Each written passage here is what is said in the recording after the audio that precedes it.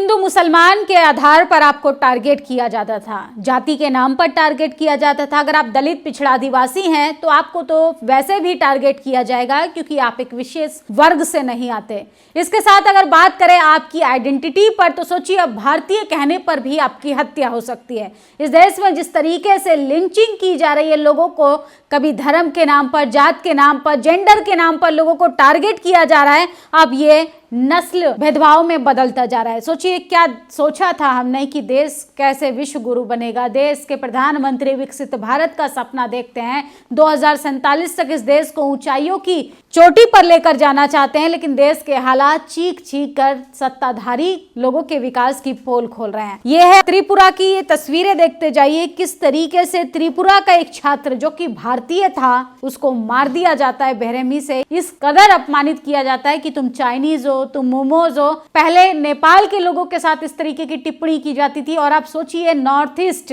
के लोगों को किस तरीके से टारगेट कर कर अब उनको निशाना बनाया जा रहा है। त्रिपुरा के छात्र एंजल चकमा की हत्या के बाद आज साल 2025 के आखिरी दिन भी लगातार लोग देहरादून में सबसे बड़ा कैंडल मार्च कर रहे थे। नस्लीय टिप्पणी को रोकने के लिए सड़कों पर संघर्ष जारी है, लेकिन ये सवाल कौन उठाएगा? हिम्मत होनी चाहिए इस देश की मीडिया में, वो तो है ही नहीं। इस देश की टीवी अखबार में बैठे लोगों ने अगर सवाल पूछा होता तो आज देश के हालात इस तरीके से बदतर नहीं होते। और कुछ हिंदू संगठन जब से भाजपा की सरकार आई है तब से एक्टिव हो गए हैं। ऐसा लगता है कि हिंदुत्व के ठेकेदारों ने अपराध को, हिंसा को बढ़ाने का ठेका ले लिया है। सोचिए, ना इनसे धर्म सुरक्षित रह पा रहा है। ये लोग मुसलमानों को किस तरीके से नाम जानकर उनको टारगेट करते हैं, ये एक चिंता का विषय। देश के प्रधानमंत्री विदेशी दौरे पर जाते हैं, मुसलमान कंट्रीज में जाके गले लगते हैं, लेकिन कुछ अंधभक्तों को ये तस्वीरें नहीं दिखाई देंगी, क्योंकि ये तस्वीरें अगर देख लेंगे तो सड़कों पर आकर उत्पात कैसे मचाएंगे।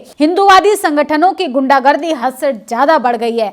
हर दिन कोई ना कोई खबर आ रही है। जब ये लोग उत्पात मचाते दिखाई देते हैं, बड़ा सवाल ये खड़ा होता है कि इनमें हिम्मत कहां से आती है। वो तस्वीर आपने देखी होगी कि घर घर हथियार बांटे जा रहे हैं। प्रशासन हाथ पर हाथ रखकर खड़ा रहता है, लेकिन इस पर कोई बोलने के लिए तैयार नहीं। सरकार किस तरीके से इन लोगों को प्रोटेक्ट करती है ये तो आप देख ही सकते हैं। तो सोचिए, एक जिम के ट्रेनर को, सिर्फ वो मुस्लिम था, नदीम अंसारी, इसलिए उसको पीटा क्योंकि वो मुस्लिम समुदाय से आता था। तो इस देश में हिंदू मुसलमान अभी बहुत तेजी से किया जाएगा, क्योंकि वेस्ट बंगाल का चुनाव है, असम का चुनाव है और आने वाले यूपी विधानसभा चुनाव नजदीक है। वही बात करें इंदौर की तो सोचिए, इंदौर का काला सच, गंदा पानी पीने से 13 लोगों की अब तक मौत हो चुकी है। 26 लोग गंभीर रूप से बीमार हैं, वो अस्पताल में भर्ती हैं। इसके साथ गरीबों की बस्तियों में सीवर लाइन का मिला पानी कई महीनों से सप्लाई की जा रही है। गरीबों की सुनने वाला कोई नहीं। गरीब मरता है तो मरने दो। कोई पत्रकार सवाल पूछता है तो घंटा पूछते हो सवाल। इस तरीके से तमाम सांसद, नेता, अभिनेता, प्रवक्ता जो हैं भागने की कोशिश करते हैं। भाजपा के नेता हैं, सवालों के जवाब कैसे देते। और ये धीरेन्द्र शास्त्री का इंस्टाग्राम अकाउंट है, वही धीरेन्द्र शास्त्री जो अपने आप को सो कॉल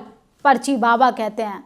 इस देश में तमाम तरीके की परेशानियां आई, त्रासदी हुई, तब पर्ची नहीं निकली। बाबा का खुद का अकाउंट बंद हो गया, सस्पेंड हो गया, तो ये अपनी भी पर्ची नहीं निकाल पाए। इससे अंदाजा लगाइए कि धर्म के नाम पर दुकानें चलाने वाले लोग असल में वो सिर्फ पर्चीबाजी कर कर आपको गुमराह कर सकते हैं, आपका विकास नहीं कर सकते। तो धीरेन्द्र शास्त्री का इंस्टाग्राम, जिनको बागेश्वर धाम सरकार कहा जाता है, उनका ऑफिशियल इंस्टाग्राम अकाउंट सस्पेंड कर दिया गया है।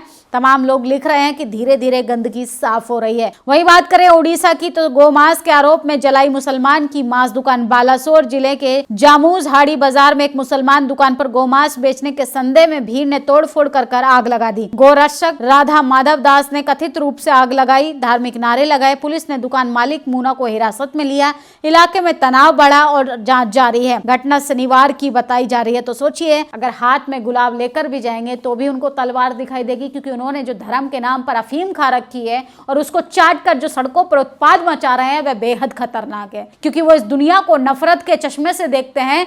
प्रेम, सद्भावना, भाईचारा अब उनको नहीं दिखाई देता। इस देश का गंगा जमुना तहजीब उन्होंने किस तरीके से तार तार कर दिया है, ये अंधभक्त बढ़िया से उसको बता ही सकते हैं। मोदी अडानी गठजोड़ के खिलाफ छत्तीसगढ़ में आदिवासी समुदाय इकट्ठा होकर जल, जंगल, जमीन की लड़ाई लड़ रहा है, लेकिन कॉरपोरेट मीडिया को यह संघर्ष नहीं दिखाई देता, क्योंकि उनको मोटा मोटा नोटों की गड्डियां दी जाती हैं। और सोचिए, इस देश का रीढ़ विहीन मीडिया सत्ताधारी लोगों के आगे किस तरीके से नतमस्तक हो गया है कि अपने लिए सांसों को बचाने के लिए भी संघर्ष करना पड़ रहा है। भाजपा सरकार जब से दिल्ली में आई है तब से पॉल्यूशन का AQI लेवल देखिए कहाँ पर पहुँच गया है। लोग प्रोटेस्ट नहीं कर सकते हैं, अपनी सांसों को बचाने के लिए प्रोटेस्ट नहीं कर सकते हैं, पानी के लिए प्रोटेस्ट नहीं कर सकते हैं, दवाई गोली अस्पताल कलम किताब के लिए आप प्रोटेस्ट नहीं कर सकते हैं। तो सत्ता में तमाम लोगों को जो हमने वोट देकर भेजा है वो क्या घंटा बजाने के लिए भेजा है?